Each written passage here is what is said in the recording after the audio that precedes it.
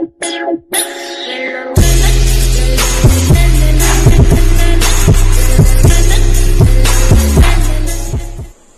Guys, welcome to smart পাঠশালা।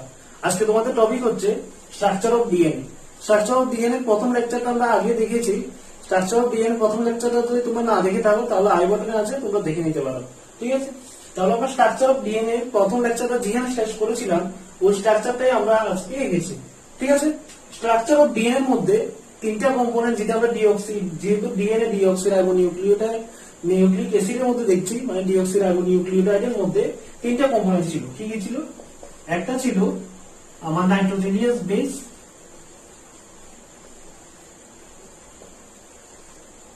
দ্বিতীয় নম্বর ছিল একটা ফসফেট গ্রুপ, তৃতীয় নম্বর ছিল একটা পেন্টোজ সুগার। ঠিক আছে, কি কি ছিল? একটা নাইট্রোজেনিয়াস বেস যেটা এখানে প্রেজেন্ট আছে, একটা ফসফেট গ্রুপ যেটা এখানে ফসফেট গ্রুপটা আমরা দেখছি, আর একটা কি ছিল?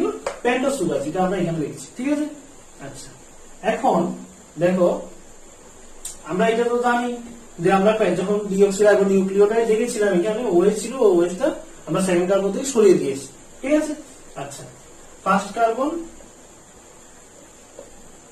সেকেন্ড কার্বন, থার্ড কার্বন, এটা ফোর্থ, ফিফথ। ঠিক আছে, এটা ফিফথ কার্বন।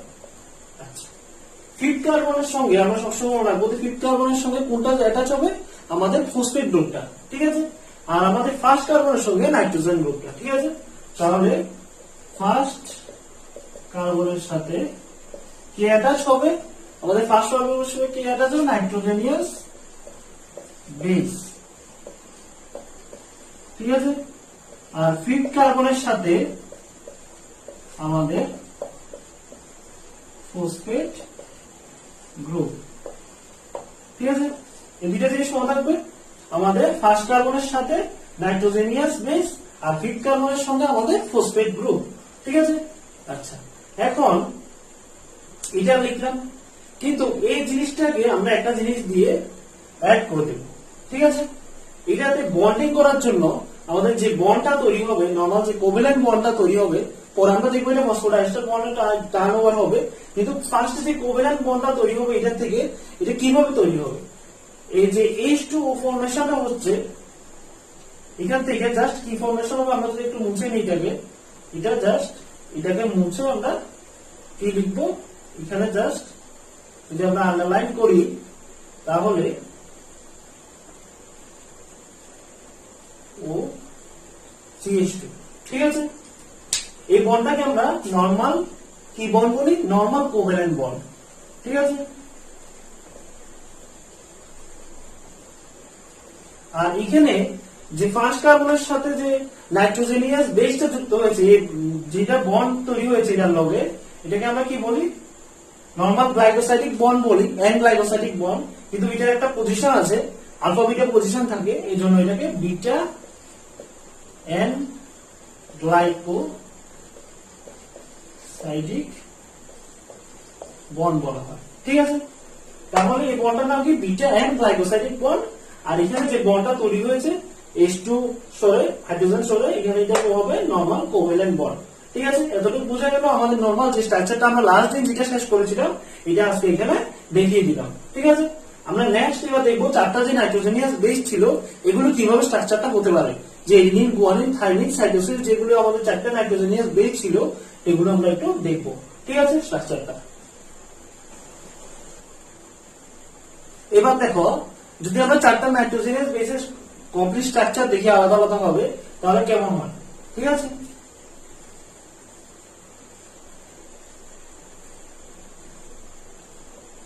এডিনিন যেটা আমাদের একটা নাইট্রোজেনিয়াস বেস, আমাদের পেন্টোজ সুগারটা, আর একটা কি থাকলো? আমাদের ফসফেট গ্রুপ।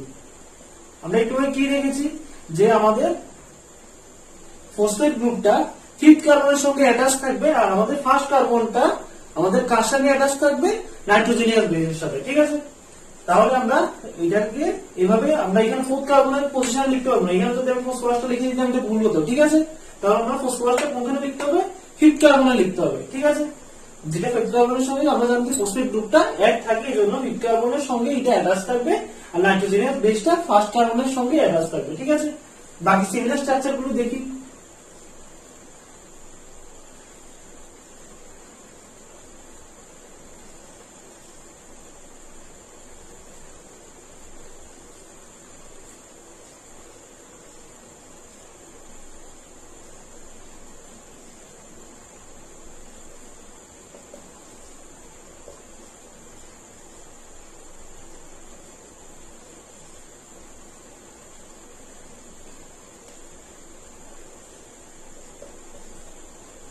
আমি ফসফেট গ্রুপের স্ট্রাকচার গুলো আঁকলাম না, আর নাইট্রোজেনাস বেসটাও আলাদা দেখালাম না স্ট্রাকচারটা দান করে, কিন্তু এইভাবে আমাদের নাইট্রোজেনিয়াস বেস গুলো কিভাবে পার্টিকুলারলি অ্যাটাচ হবে একটা একটা ফসফেট গ্রুপের সঙ্গে, বা কিভাবে পেন্টোজ সুগারের সঙ্গে অ্যাটাচ হচ্ছে এটা দেখালাম। ঠিক আছে, যে আমরা যে বললাম যে ফার্স্ট কার্বনের সাথে, আমরা সবসময় মনে রাখতে হবে ফার্স্ট কার্বনের সাথে আমাদের নাইট্রোজেনিয়াস বেসটা অ্যাটাচ থাকবে, আর ফিফথ কার্বনের সাথে আমাদের ফসফেট গ্রুপটা অ্যাটাচ থাকবে। ঠিক আছে, তাহলে আমাদের সবকটা আমরা এটা দেখলাম, এডিনিন, গুয়ানিন, থাইমিন আর সাইটোসিনের ক্ষেত্রে দেখলাম। ঠিক আছে, এখন আমরা এগুলো বন্ডিং কিভাবে করে বা স্ট্রাকচারটা কিভাবে আসছে একটু দেখবো। ঠিক আছে, কিভাবে 5 প্রাইম টু 3 প্রাইম আমরা লিখছি, বা কিভাবে স্ট্রাকচারালি এটা হবে, কি স্ট্রাকচার হবে, এটা একটু দেখবো। ঠিক আছে, এবার দেখো যে আমরা যে নাইট্রোজেনিয়াস বেস গুলো দেখলাম, যে ফসফেট গ্রুপের সঙ্গে যে অ্যাটাচ থাকতো সবগুলি দেখলাম এগুলি। তাহলে এবার দেখি সবগুলো স্ট্রাকচার যদি সিরিয়াল বাই লিখি, তাহলে এটা বন্ডিং যে করবে, যে সবগুলির সঙ্গে একটা না একটা তো অ্যাটাচ থাকবে। এই জি টি সি এগুলোতে লিখেছি নাইট্রোজেনিয়াস বেস গুলি, সবগুলি বেস আমার একটা না একটা ভাবে তো অ্যাটাচ থাকবে। কিভাবে থাকবে একটু আমরা দেখি।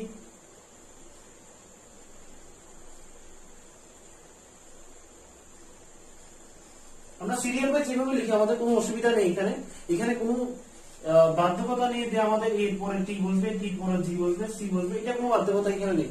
ঠিক আছে, এটা আমাদের নর্মাল ডিএনএ একটা স্ট্রাকচার। ঠিক আছে, এখানে কোনো বাধ্যকতা নেই।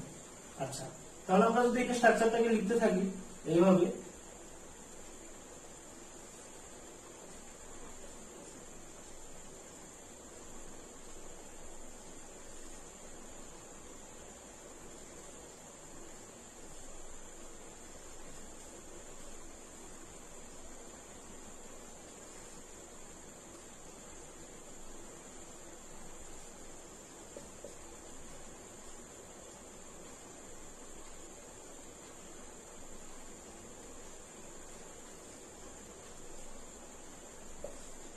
ঠিক আছে, এবার এই চারটা যে আলাদা আলাদা বেস ছিল, যে আমরা জানি দুইটা পিউরিন বেস আর পিরিমিডিন বেস, এগুলি কিভাবে অ্যাটাচ থাকবে ডিএনএ স্ট্রাকচারের মধ্যে, যে আমাদের জেনেটিক কোডটা ছিল এই জি টি টি সি বা যেভাবে ছিল স্ট্রাকচার গুলো আমরা যেভাবে এখন সিকোয়েন্স লিখলাম, এটা কিভাবে অ্যাটাচ থাকবে, এটার সঙ্গে কিভাবে অ্যাটাচ হবে।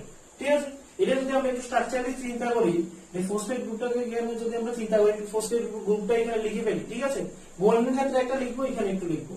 এখানে যদি আমি লাস্ট একটু চিন্তা করি, এখানে কি ছিল আমার pentose sugar H R OH, 7 number কার্বনে কি ছিল এইচ আর ওএইচ, একটা হাইড্রোজেন গ্রুপ আর একটা হাইড্রোক্সিল গ্রুপ। ঠিক আছে, আচ্ছা এখন ফসফেট গ্রুপে আমার কি ছিল, ফসফেট গ্রুপে ছিল পি ওএইচ আর এখানে ওএইচ, এখানে উদাহরণ ছিল আমরা আগে দেখেছি ও সিএইচ2, যেখানে আমরা বলছিলাম যে সিঙ্গেল কোভ্যালেন্ট বন্ড। ঠিক আছে, আর পি ডাবল বন্ড, বুঝা গেছে। আচ্ছা, এখন আমি যদি এই দুইটাকে অ্যাটাচ করি, সেম কি হবে আমার, এখানে সেম হাইড্রোজেন সরে গিয়ে আমার একটা ওর সাথে বন্ডিং হয়ে যাবে। ঠিক আছে, আচ্ছা তাহলে আমি এই যে বন্ডিংটা আছে এখানে, এই বন্ডিংটাকে আমি কি বলবো, টোটালি এই যে বন্ডিংটা আছে এখানে ফসফরাস আছে। ঠিক আছে, ফসফেট গ্রুপ যেটা আছে, তাহলে যেহেতু এটা ইস্টার গ্রুপ, এটা সি ডাবল আমরা জানি, বন্ড সি ডাবল, এটা একটা ইস্টার গ্রুপ। ঠিক আছে, তো এমন যদি থাকে তাহলে আমরা জানি হচ্ছে যেহেতু ফসফরাস আছে, ফসফো ডাইস্টার। ঠিক আছে, তাহলে এই বন্ডিংটা যেটা সবখানে হবে, এখানেও সেই বন্ডিং হবে। আমি আর লিখলাম না, এখানে সেম, এখানেও বন্ডিং হবে। ঠিক আছে, সবগুলোর সাথে সবগুলো বন্ড হবে, এবং এখানে লাস্টে এইচ ওএইচ গ্রুপ থাকবে। ঠিক আছে, যে এখানে যে বন্ডিংটা হচ্ছে, এখন তাহলে আমরা কি বলবো, এখানে যে বন্ডিংটা হচ্ছে এই বন্ডিংটার নাম কি, ফসফো ডাইস্টার বন্ড। ঠিক আছে, তাহলে এখানে যে বন্ডিংটা হচ্ছে এই বন্ডিংটার নাম কি, ফসফো ডাইস্টার বন্ড। এইভাবে এটা জোড়া লাগবে। ঠিক আছে, উপরে তো 5 প্রাইম হবে ফার্স্টে, আর নিচে 3 প্রাইম কেন হবে, এখানে এটা শেষ, যেহেতু হাইড্রোক্সিল গ্রুপ লাস্টে এসে পড়েছে আমার, মানে এখানে আমার যে বেস সিকোয়েন্সটা আছে ডিএনএ এই জিটিটিসি দিয়ে যে জেনেটিক কোডটা আছে এখানে এতটুকু পর্যন্ত শেষ। বুঝা গেছে একটা জেনেটিক কোডের জন্য। এবার আমরা দেখবো এটাকে যদি আমি এই সাইডে একবার লিখলাম, আমরা যেহেতু বন্ডিংটা করবো একটা স্ট্রাকচার অফ ডিএনএ তো আমরা জানি যে স্টেয়ার ল্যাডার শেপে, ঠিক আছে, একটা সিঁড়িকে নিয়ে যদি আমরা এটাকে পেঁচাই একটু যদি রিমুভ মানে একটু পেঁচিয়ে দিই তাহলে কিন্তু এটা একটা স্টেয়ার কেস ফেনোমেনন মতো হয়ে যাবে, ঠিক আছে। স্টেয়ার কেস ফেনোমেনন হয়ে গেলে তাহলে এটা দেখতে কেমন লাগবে আমরা একটু দেখি। উল্টা স্ট্রাকচারটা দেখতে মিরর ফর্ম মানে মিররের ফর্মে যদি আমরা এটা একটু দেখি স্ট্রাকচারটাকে দুইটা যদি বন্ডিং করে দিই তাহলে স্ট্রাকচারটা দেখতে যদি আমরা ল্যাডার দুটো ছিল যে ল্যাডারটাকে মানে পেঁচানো স্ট্রাকচার থেকে যদি আমরা সোজা করে দিই তাহলে দেখতে তো প্রায় মিররের মতো, ঠিক আছে। দুইটা স্ট্রাকচার থাকবে তো, একটা স্ট্রাকচার আমরা দেখেছি আরেকটা স্ট্রাকচার যদি আমরা মিররের মতো দেখি, যদি সামনে মাঝখানে মিরর থাকে আমরা যদি ধরে দিই এটা মিরর আছে তাহলে কি হবে উল্টা স্ট্রাকচারটা হবে। এই সাইডে যে স্ট্রাকচারটা ছিল এখন এটা উল্টা স্ট্রাকচারটা আমরা লিখবো আঁকবো, এখানে দেখবো আমরা কিভাবে হয়। এখানে একটা স্ট্রাকচার যেহেতু লিখেছি এটা মুছে ফেলবো এখন, এটা এখানে লিখে এর মিরর ফর্মুলাটা বা মিরর স্ট্রাকচারটা আমরা ওইদিকে উল্টো ভাবে আঁকবো, ঠিক আছে।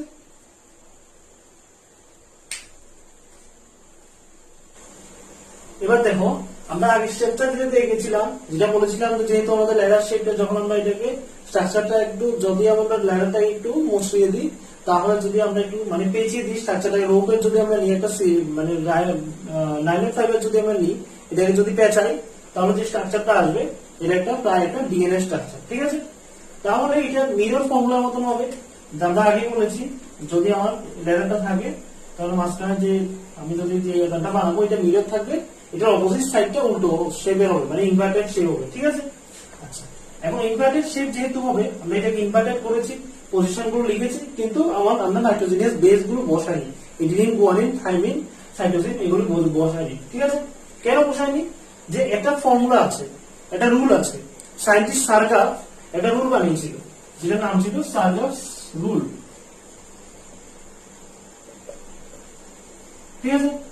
সার্গাফ বলেছিল যে এডিনিনের সঙ্গে সবসময় থাইমিনটা যোগ হবে, ঠিক আছে, বন্ডিং করবে, আর গুয়ানিনের সঙ্গে সাইটোসিনটাই বন্ডিং করবে, ঠিক আছে। বলে মাঝখানে দুইটা ডাবল বন্ড দিয়েছে আর ট্রিপল বন্ড দিয়েছে, এগুলো কি? এগুলো হাইড্রোজেন বন্ড, ঠিক আছে, এগুলো হাইড্রোজেন বন্ড। এডিনিনের সঙ্গে যখন থাইমিনটা বন্ডিং করবে তখন ডাবল হাইড্রোজেন বন্ডিং হবে, আর গুয়ানিনের সঙ্গে যখন সাইটোসিনটা করবে তখন ট্রিপল হাইড্রোজেন বন্ডিং হবে, ঠিক আছে। দুটো যদি ব্যালেন্স হয়ে যায় যখন আমরা কম্বিনেশন করবো তখন যদি ব্যালেন্স হয়ে যায় সবগুলো মিলে, এটাই চেষ্টা করার মানে যে ফর্মুলাটা ছিল এটা সার্গাফ সায়েন্টিস্ট সার্গাফ তখন আবিষ্কার করেছিল, ঠিক আছে।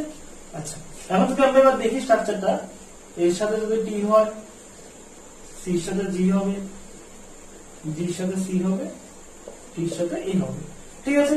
এভাবে এবার বন্ডিংটা দেখবো। আমরা জানি এ আর টির মধ্যে কি বন্ড থাকবে? ডাবল বন্ড থাকবে। কি double bond? Double hydrogen bond, ঠিক আছে, বুঝা গেল।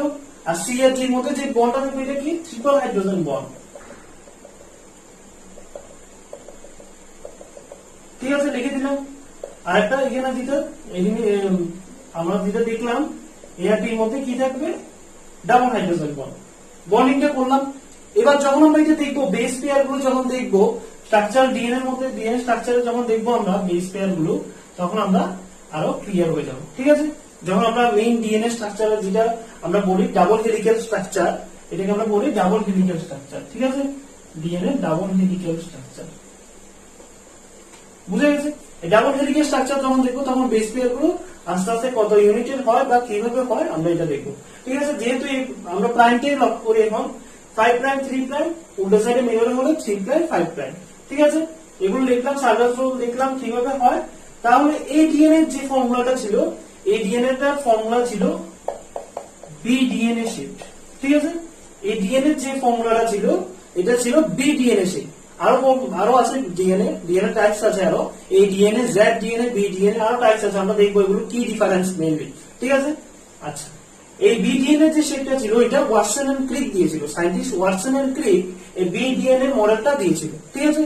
আর সার্গাফ কি করেছিল ওই বন্ডিংটা যে কিভাবে বন্ডিং হবে এডিনিন গুয়ানিন থাইমিন সাইটোসিন এগুলো কিভাবে বন্ডিং হবে, এডিনিনের সঙ্গে থাইমিন বন্ডিং করছে, গুয়ানিনের সঙ্গে সাইটোসিন বন্ডিং করছে, এটা কিভাবে বন্ডিং হবে আর মানে hydrogen double bond triple bond কিভাবে হবে এগুলি রুলগুলো দিয়েছিল সার্গাফ, ঠিক আছে। তাহলে আজকে ভিডিওটা এখানেই শেষ। নেক্সট দিন আমরা ভিডিওর মধ্যে যেটা দেখবো এটা হচ্ছে আমাদের যে 3টে টাইপস অফ ডিএনএ আছে এবং যে আরএনএ গুলি আছে, আরএনএ টাইপস গুলি আছে, এগুলো আমরা দেখবো। ঠিক আছে, তাহলে আজকে ভিডিও এখানে শেষ। তোমরা যদি ভিডিওটা ভালো লেগে থাকে লাইক করো, শেয়ার করো আর চ্যানেলটাকে সাবস্ক্রাইব করে দাও।